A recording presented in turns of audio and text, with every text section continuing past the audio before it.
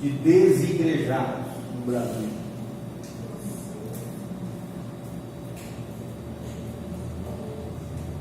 Não tem nenhuma denominação evangélica protestante que contém esse número de pessoas dentro dela.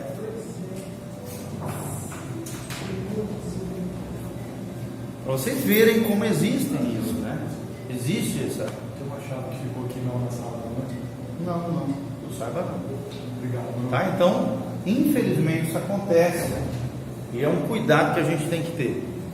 Para a gente não. Pessoas feridas dentro de grupos cristãos, geralmente grupos que foram desequilibrados, né? Que acabaram gerando descrença no coração das pessoas por causa da decepção. O coração acaba se fechando. Quanto mais alguns se tornam místicos, tanto mais outros se tornam céticos. Ou seja, no meio cristão existem aqueles que são os místicos, ou seja, aqueles que tentam espiritualizar todas as coisas, né? E existem aqueles que são céticos. Vamos trazer isso para a nossa linguagem, né? Geralmente quem é mais cético é de qual segmento do meio evangélico?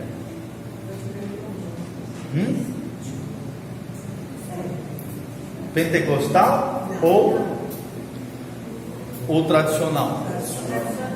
Tradicional acaba trazendo mais pessoas para esse segmento aí, tá?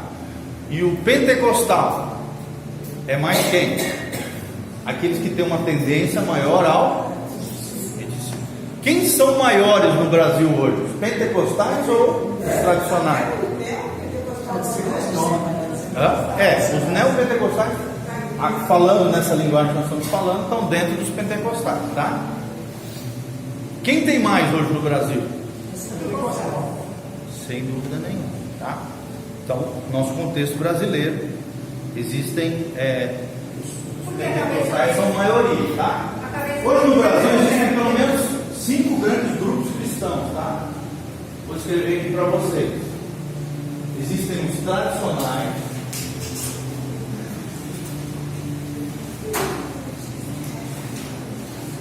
ou também conhecidos como históricos, igrejas históricas.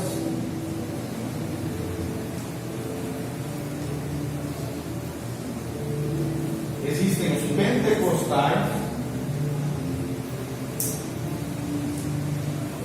existem os neopentecostais,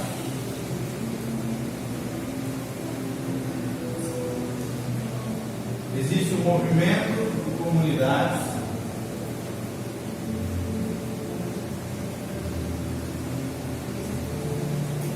e existem os desigrejados, ou outros, tá? Outros. Isso também aqui é conhecido como fé reformada, tá?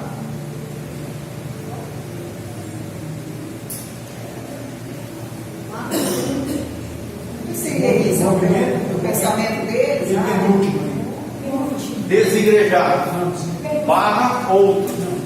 Penúltimo é movimento de comunidades. São as comunidades cristãs espalhadas pelo Brasil afora. Por exemplo, aqui nós temos comunidade evangélica, comunidade cristã. Esse é um movimento que surgiu nos Estados Unidos a partir da década de 60, 70.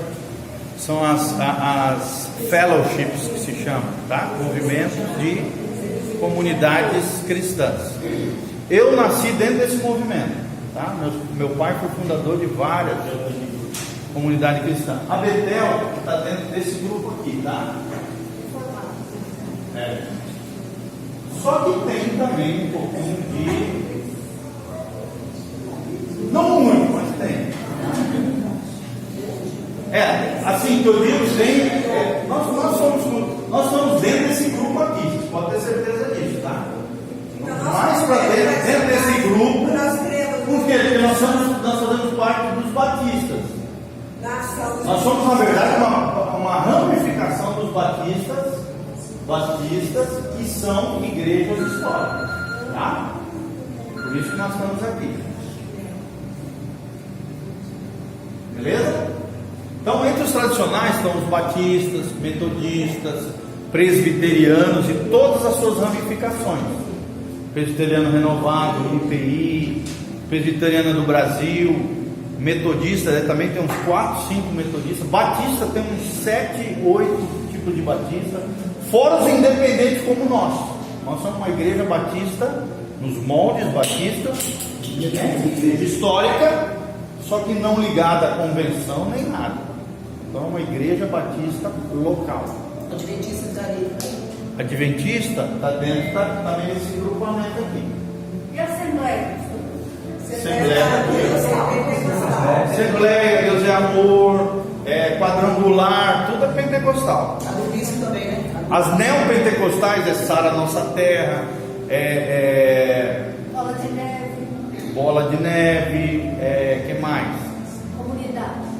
Não, comunidade é menos comunidade. A Renascer em Cristo, a do Valdomiro, a Universal, tudo é neopentecostal. O RS lá. RS Soares, neopentecostal. Tá? Neopentecostal. Bom, Tem um livro que nós fala- também temos um pouquinho de neopentecostal. Por quê? Porque, por exemplo, a mesma influência que existe sobre a Igreja da Graça, que é um pouquinho da questão, alguns ensinamentos corretos, bíblicos do Kenneth Reagan, nós também temos aqui dentro da nossa igreja, né? Os desequilíbrios, uma coisinha ou outra mais desequilibrada dele, a gente tirou fora. Mas as coisas que são bíblicas, né, que estão corretas biblicamente, né, sobre a questão da fé, sobre a questão de ouvir a voz de Deus, do homem interior, tudo, algumas coisas nós cremos também, que é uma influência neopentecostal também, tá? Mas a nossa base, a visão da igreja, a base sustentadora está aqui dentro aqui, tá? Igrejas históricas. Beleza? Beleza, pessoal? Então nós paramos céticos aqui, né? Vamos só terminar aqui o parágrafo. Tudo passa, olha lá, o coração fecha, né? O princípio da descrença se baseia na decepção, o coração acaba se fechando. Quanto mais alguns se tornam místicos, tanto mais outros se tornam céticos. Tudo passa a ser analisado dentro de uma perspectiva meramente natural e psicológica, limitando-se tanto à própria cultura humana e teológica, que ela pode matar. Então, o racionalismo, quando é desequilibrado, exagerado, ele pode até matar a fé. Sim ou não, gente? Sim, porque nem tudo na fé pode ser racionalizado. Vamos dar um exemplo claro disso. O próprio entendimento sobre a Trindade. Se você for racionalizar a Trindade, por exemplo, a concepção virginal de Jesus Cristo, sobrenatural, por influência do Espírito Santo, com a Virgem Maria, se você for racionalizar isso, não vai dar certo. É um mistério, né? Faz parte daquelas questões da Bíblia que nós cremos pela fé, né? Faz parte do que as Escrituras falam, nos ensinam, mas se nós formos tentar racionalizar isso, não vai dar certo. Humanamente não é possível. Humanamente é impossível, mas nós sabemos que Deus trabalha no impossível. Por exemplo, abrir o Mar Vermelho, não dá para racionalizar isso, gente. As 10 pragas no Egito, não dá para racionalizar isso. Tira a água da pedra. Os milagres de Cristo, cada coisa ali que Jesus fez, ressuscitando mortos, não dá para racionalizar. Está no mundo sobrenatural, está dentro dos mistérios da Bíblia Sagrada. Então, essas pessoas, né, que acabam levando tudo para o natural, para o psicológico, acabam limitando-se quanto à própria cultura humana, teológica, que acaba matando a própria fé delas, né? Esse é o sutil desequilíbrio entre a letra e o espírito. Ao invés de vivenciarmos o evangelho que transforma, tornamos-nos vítima de uma teologia rígida que deforma. Olha que tremenda essa frase. Então, infelizmente, até no meio cristão, principalmente nesse segmento aqui, às vezes acaba contendo pessoas com essa tendência aqui, achar que tudo é natural, que tudo é psicológico, principalmente as pessoas que às vezes são muito letradas, que têm influência da filosofia, que já tem influência das ciências humanas, que começa a tudo querer humanizar, querer filosofar, acaba misturando as coisas tudo.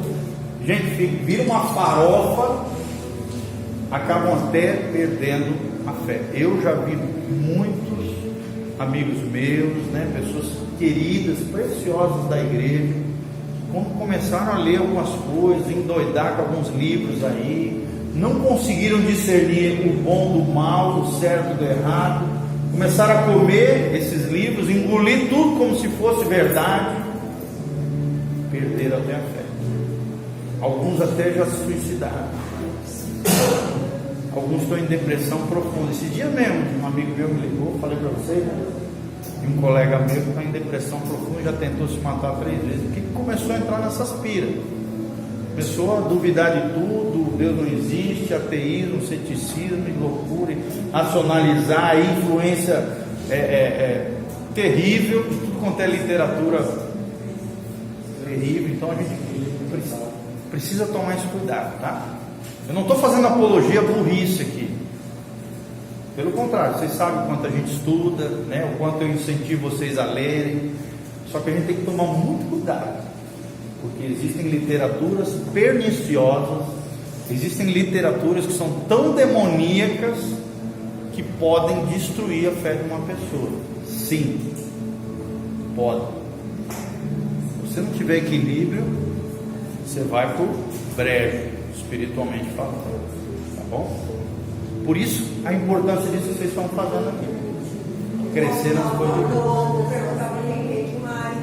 Exatamente. Bom?